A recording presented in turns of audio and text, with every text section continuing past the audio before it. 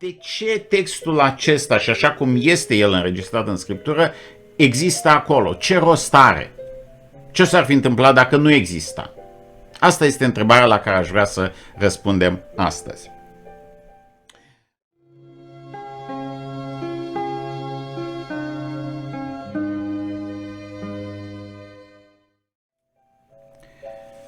Bună! Bun venit din nou pe Evanghelia. Înainte de a începe, aș vrea să vă mulțumesc tuturor celor care participați și veniți și ascultați aceste videouri. Aș vrea să vă rog ceva. Dacă vă face plăcere, aș aprecia dacă ați face vreun comentariu, dacă ați pune întrebări. Apoi aș aprecia de asemenea dacă ați exprima opinia voastră prin like sau dislike. De asemenea, dacă ați distribui, share acest video la cei care credeți că ar aprecia aceste videouri și de asemenea dacă v-ați registra sau abona pentru a primi notificări cu privire la următoarele videouri. Nu uitați, de asemenea, undeva sus acolo la cont există un clopoțel pe care trebuie de asemenea să apăsați pentru ca să primiți aceste informații, aceste notificări în cazul în care vă înregistrați. Și acum să continuăm călătoria noastră prin Geneza, capitolul 4. Data trecută am vorbit despre Cain, o experiență foarte interesantă, o istorie interesantă din capitolul 4 din Geneza și v-am promis că vom aborda astăzi ceea ce am numit calea lui Cain. Și voi începe punând această următoare întrebare. De ce există textul acesta în Scriptură? De fapt, această întrebare e bine să vă puneți și să ne o punem ori de câte ori citim ceva în Scriptură. Evident, s-au petrecut multe lucruri în istorie, chiar în istoria poporului Israel, chiar în istoria bisericii, chiar în istoria altor oameni. De ce numai aceste texte și de ce aceste texte au fost folosite de Duhul lui Dumnezeu, dacă într-adevăr această carte, această culegere de cărți este comunicarea lui Dumnezeu, dacă Dumnezeu se află în spatele ei, atunci a avut probabil o intenție, un scop. De ce a ales această carte? De ce Cain? De ce se povestește lucrul acesta? Ce rost are? Ce rost a avut? La ce ne folosește? Pentru că, evident, e o tragedie ceea ce s-a întâmplat. E prima crimă, așa o înregistrează Scriptura, o tragedie într-o familie, o tragedie între doi frați. Este adevărat, este dramatic, dar nu este singura crimă care s-a petrecut, nu este singura tragedie care a existat în istorie. De ce textul acesta, și așa cum este el înregistrat în Scriptură, există acolo? Ce rost are? Ce s-ar fi întâmplat dacă nu exista? Asta este întrebarea la care aș vrea să răspundem astăzi. Pentru a răspunde la această întrebare, aș vrea să vă spun că există în Sfânta Scriptură câteva menționări, câteva locuri în care se mai menționează despre Cain. Nu este acest loc singurul loc în care apare această întâmplare și acest personaj. Mai există câteva texte în Scriptură în care, de fapt, în opinia mea, aruncă oarecare lumină și asupra acestei istorii și aș vrea să pornim la drum și să încercăm să le investigăm. Există, de fapt, 3 texte în Noul Testament. În Vechiul Testament, în afară de acest capitol, nu mai este menționat Cain, cel puțin nu mai este menționat ca personaj, este menționat ca o denumire geografică, dar ca persoană nu mai apare. Este singurul loc. Dar în Noul Testament există 3 texte în care mai este menționat Cain. Și aceste 3 texte sunt următoarele. În primul rând este menționat în ceea ce se numește epistola, scrisoarea către evrei. În această scrisoare, la capitolul 11, în versetul 4 din acest capitol, ni se spune că prin credință, de fapt acest text nici nu vorbește atât de mult despre Cain, cât vorbește despre Abel și într-un fel, prin comparație, înțelegem ceva și despre Cain.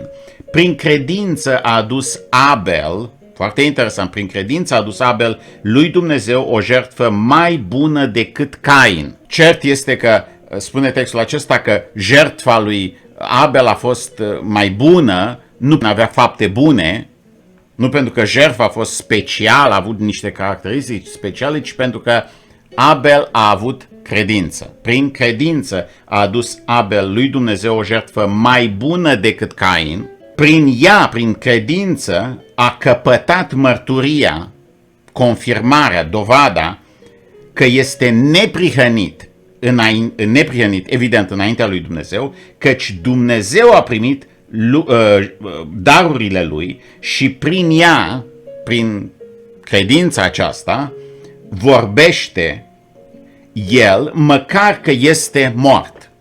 Foarte interesant textul. Cel puțin înțelegem câteva lucruri, că dacă a existat vreo diferență, ceea ce i-a dat un atu, ceea ce i-a dat un merit, ceea ce a făcut ca jertfa lui Abel să fie acceptabilă, să fie mai bună decât jertfa lui Cain, nu a fost faptul că a fost un om mai religios, nu a fost faptul că a fost un om mai bun, că a făcut fapte bune, ci faptul că a avut credință.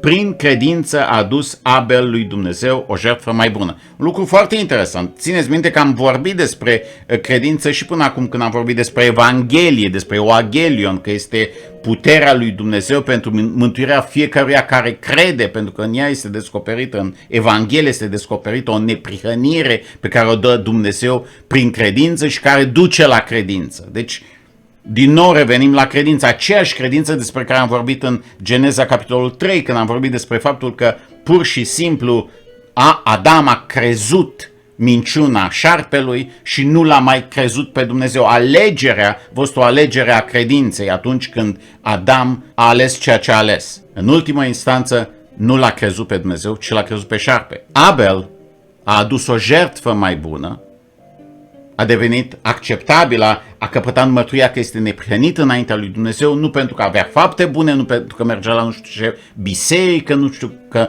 aparținea nu știu cărei religii, nu pentru că făcuse nu știu ce ritual, ci pentru că a avut credință.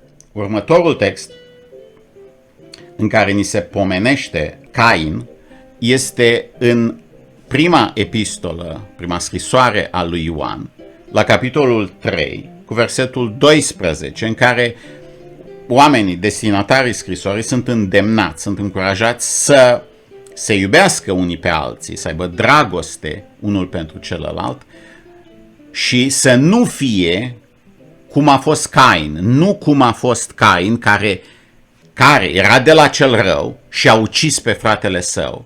Și pentru ce l-a ucis, întreabă Ioan? Pentru că faptele lui erau rele, iar ale fratelui său erau neprihănite.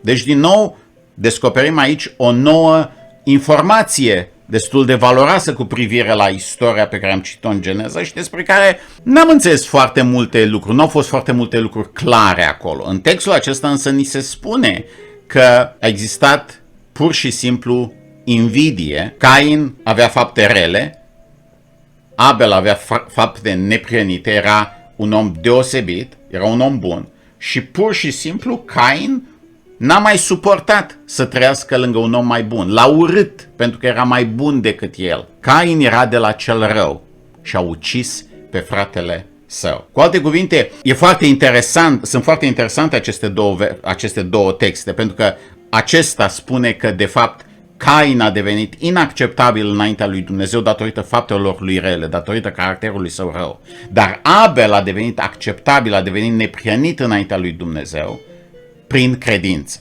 Există însă și un al treilea text, care este foarte interesant. Și acest text se află în penultima carte din Sfânta Scriptură. Este vorba de o epistolă, o scrisoare, dacă e să folosim limbajul traducătorilor, o epistolă, epistola lui Iuda. O scrisoare foarte scurtă, dar o scrisoare care este una din scrierile, din textele, din cărțile din Scriptură, care din fericire are o declarație de scop foarte clară. Ea, în această epistolă, la un moment dat, autorul spune că motivul pentru care el s-a hotărât să scrie această epistolă enciclică, această scrisoare care circula prin diferite biserici, a fost pentru ca să îndemne pe credincioși, pe creștini, să lupte pentru credința care a fost dată sfinților odată pentru totdeauna. El a identificat acest pericol al pierderii, culmea, credinței. Tot același lucru despre care am vorbit și până acum. Pierderea credinței. Și vorbește foarte detaliat în continuarea scrisorii și folosește multe texte din argumente din Vechiul Testament. Vorbește despre pericolul și despre implicațiile pierderii credinței. Și că este cel mai important lucru. Nu tradiția, nu obiceiurile, nu faptele bune, ci credința. Credința care a fost dată sfinților odată pentru totdeauna. Și la un moment dat, el începe să identifice care este cauza pierderii acestei credințe. Care este motivul pentru care se poate pierde credința în comunitatea creștină, în biserică. Și care credeți că era?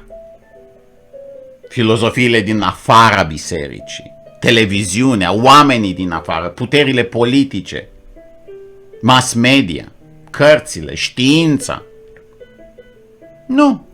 Ceea ce spune Iuda este faptul că dacă credința se va pierde, cei care o vor distruge sunt cei din interiorul bisericii, din interiorul comunității creștine, din interiorul acestei comunități se distruge credința. Și el spune că motivul este faptul că s-au strecurat, s-au furișat printre creștini oameni care nu sunt creștini, dar au influență între creștini în biserică, sunt preoți, sunt pastori, sunt episcopi, sunt predicatori, sunt lideri creștini, sunt oameni care au influență. Și el vorbește mult despre ei și nu o să folosesc timpul acum pentru a descrie această epistolă, dar la un moment dat spune următoarele cuvinte. În versetul 11 din epistola sa spune: vai de ei! Folosind această expresie vechi testamentală, acest mod de a striga vai era tipic Vechiului Testament. Vai de ei, căci ei, acești oameni, au urmat pe calea lui Cain, s-au aruncat în rătăcirea lui Balaam din dorință de câștig, au pierit într-o răscoală ca a lui Core.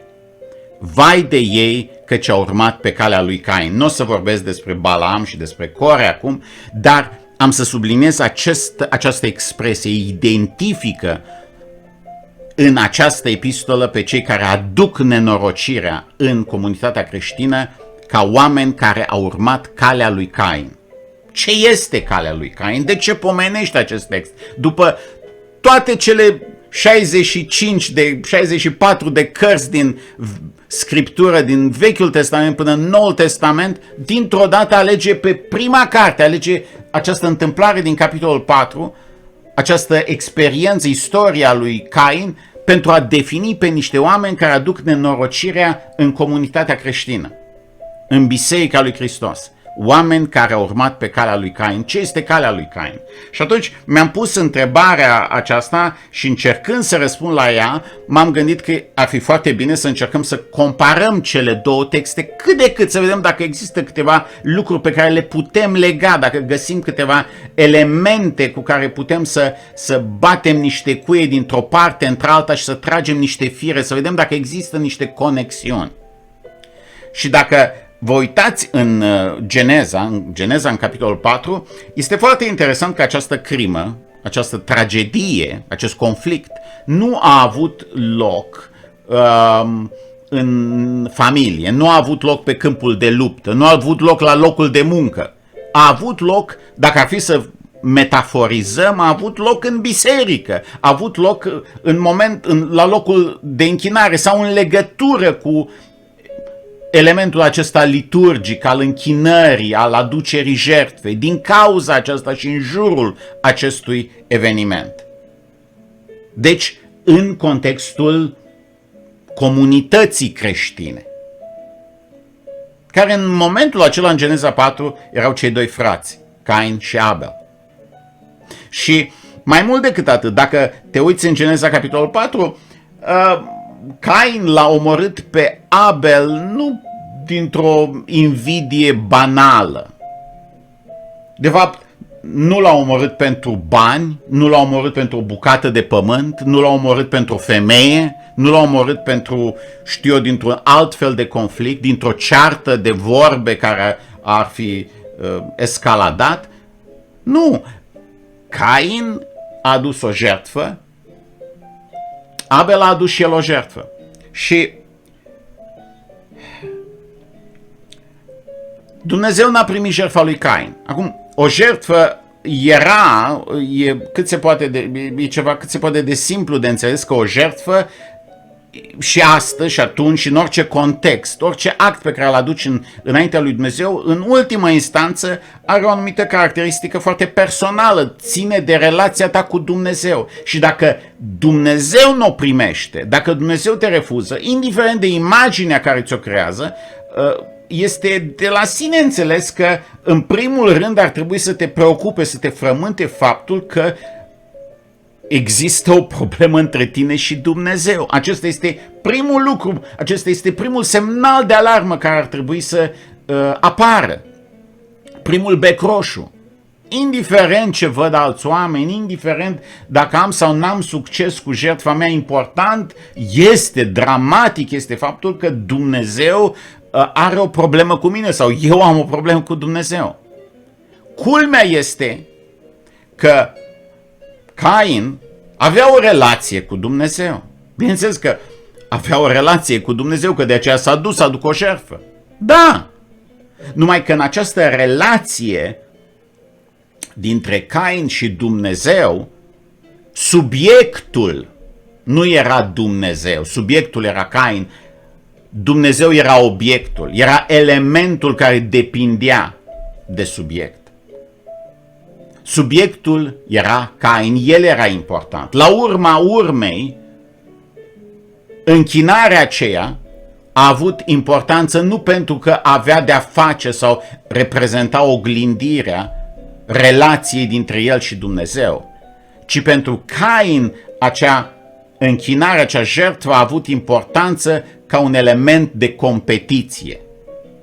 De aceea pentru el a fost dramatic, a fost tragic faptul că Dumnezeu nu i-a primit jertfa. Nu pentru că acest lucru ar fi însemnat că Dumnezeu are ceva împotriva lui, ci pentru că pur și simplu aceasta a însemnat că Abel a avut mai mult succes. Jertfa lui Abel, închinarea lui Abel a fost mai performantă.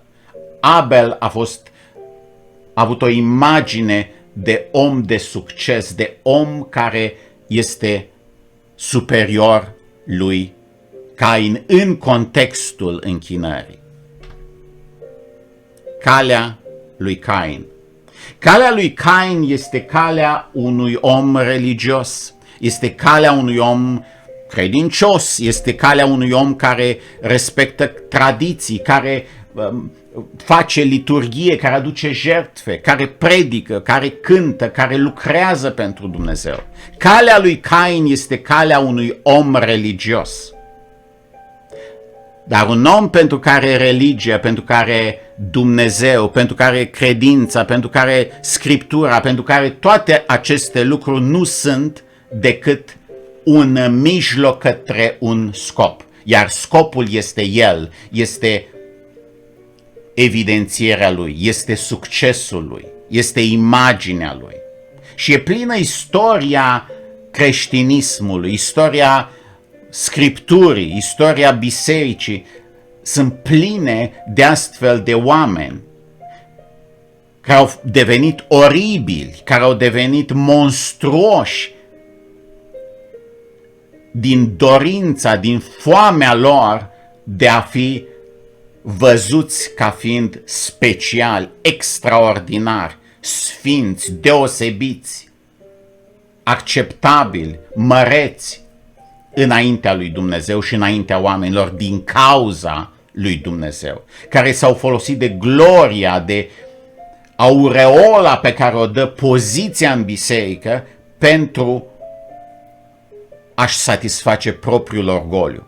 Adevărul este că puterea și satisfacția religioasă creează un orgasm extraordinar și sunt foarte mulți lideri creștini care au căzut și cad și sunt în această capcană. Oameni care sunt credincioși, dar sunt pe calea lui Cain. Despre asta am vrut să vorbesc astăzi și am încercat să găsesc un răspuns. Dacă aveți întrebări sau dacă nu sunteți de acord, vă invit să comentați sub acest video. Sper să ne întâlnim și data viitoare. Vă aștept tot aici.